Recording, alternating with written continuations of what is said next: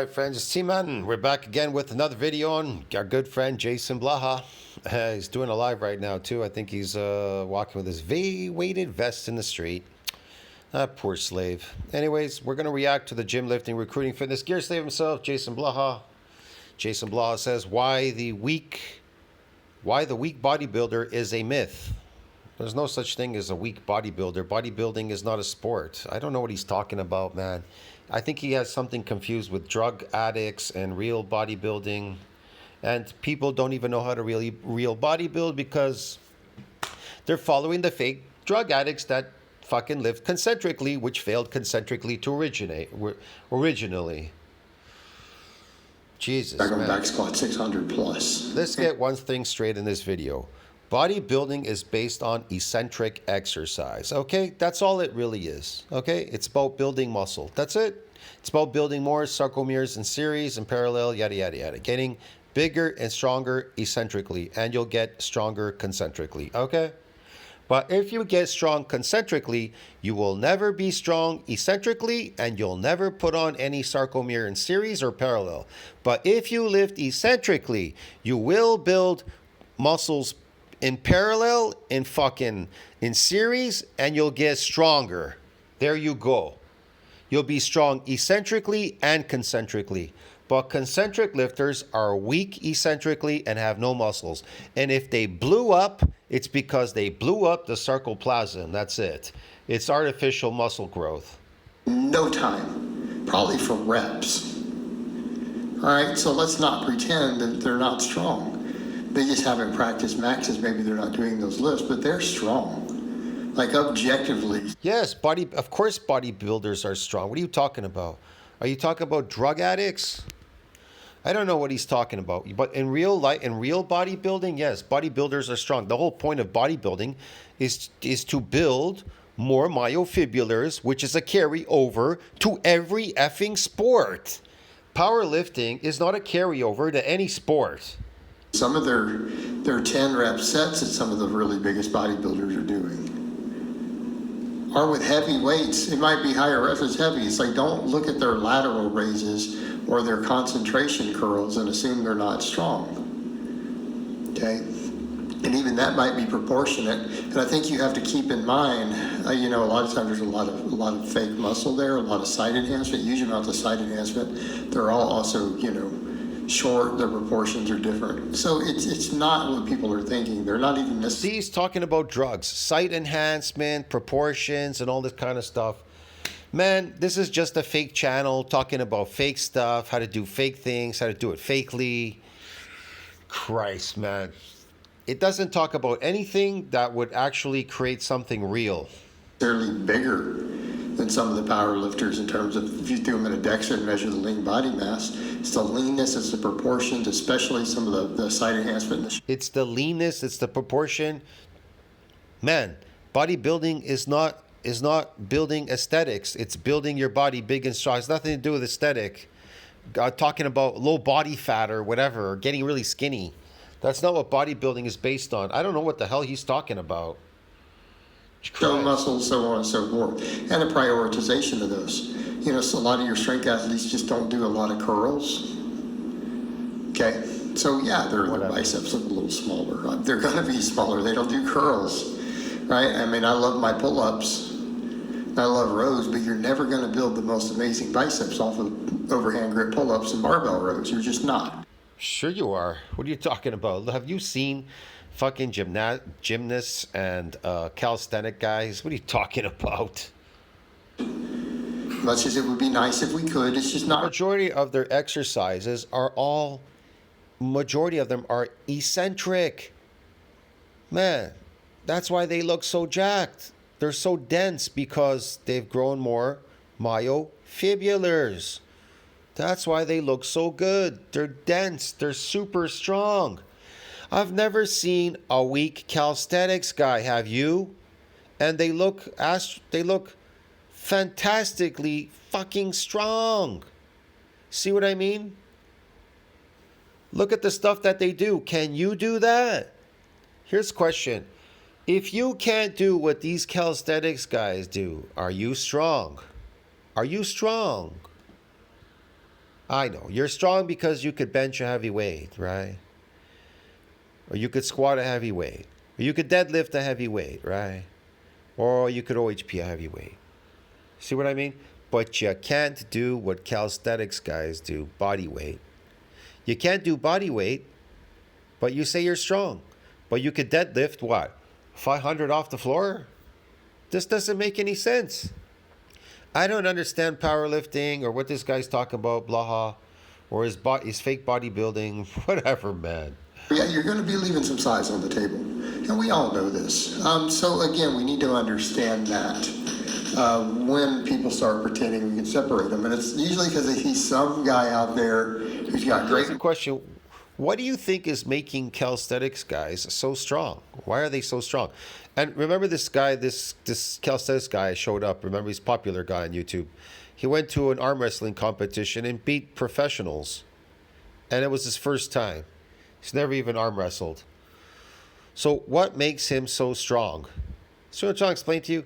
So in bodybuilding, what makes bodybuilders, real bodybuilders, what makes them strong? Myofibulars. Building more myofibulars. Make you fantastically strong and enhance what? Your performance. It enhances your performance and it makes you fucking superly jacked and strong. Leverages some rare genetics, but who's moving really big weights on one lift sometimes two. But it's like you got to look at the leverage and you got to remember that they're outliers. They're outliers. For the average person, that's never going to happen. I can tell you right now, the average guy out there, yeah, average height, average frame, yeah, is never going to bench 405 at 165 pounds. What are you talking about? Oof power lifter can bench 405 for 1 or 2 reps. I don't know.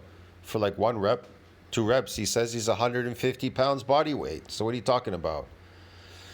Are you talking about that they're cheating? Because here's the thing. He's going to say that these people 160 can't bench 405. Okay. What will make them bench 405? Steroids.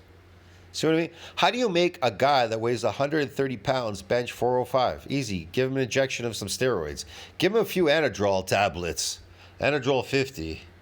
Never happened, even probably 170. He's just not. Or give him an adrenaline shot. Maybe the adrenaline shot will make him bench 405. Well, there you go. See?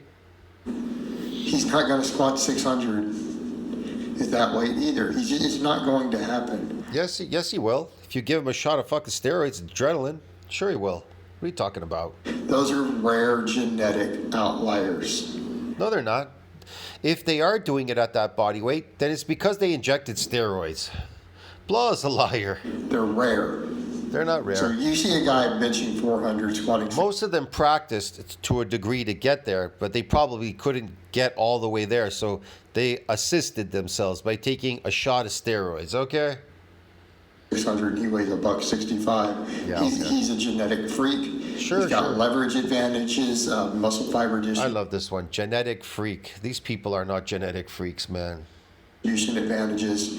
He's probably really A short. genetic freak is somebody over 7 feet tall. That's a genetic freak.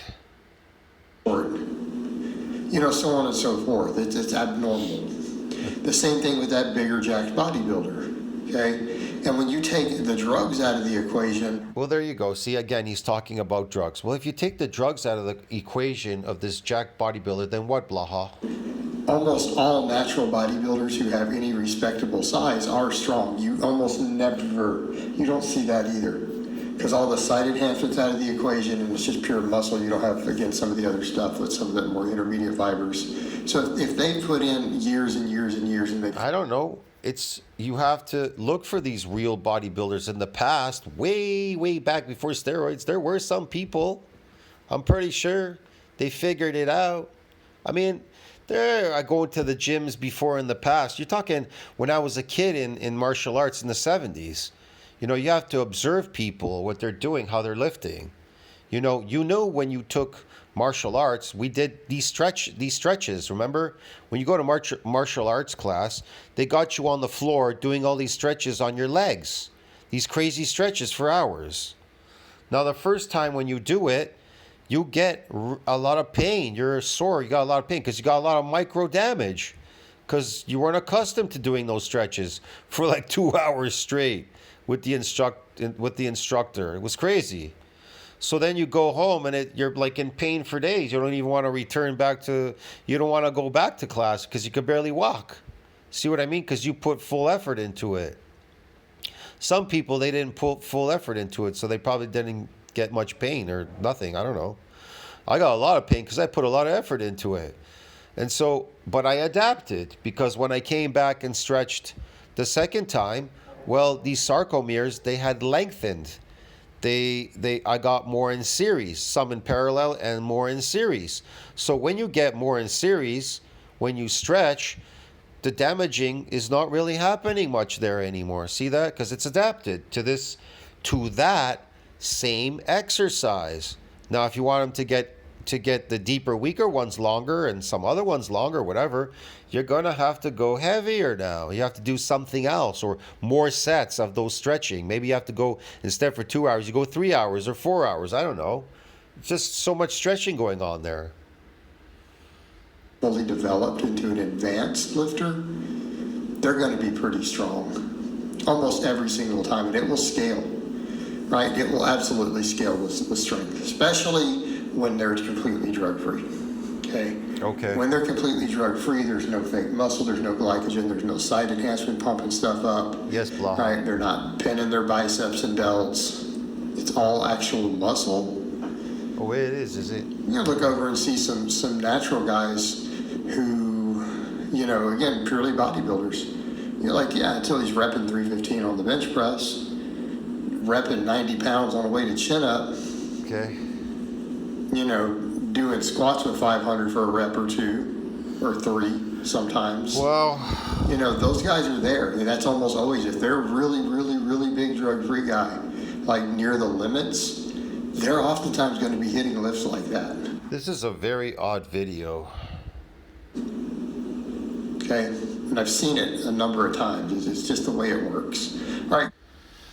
All right, thank God it's over. Guys, but that's really all I have to say on that today. I hope it's been informative, and I'll talk to you Very informative. Let's see if I missed something here. I don't know. It seems like I missed something. guys and gals next time. Hold on. I'm pretty sure I missed something here. I don't know why. It might be higher rep is heavy. It's like, don't look at their lateral raises or their concentration curls. No, I don't think so. It seemed like I missed something here. It's just odd why I made it for 8 minutes and the video's 8 minutes. Anyways, I'll see you in the next video. Tell me what you think about that. Like, subscribe, support the channel. See you in the next one. Ciao, friends. Blaha.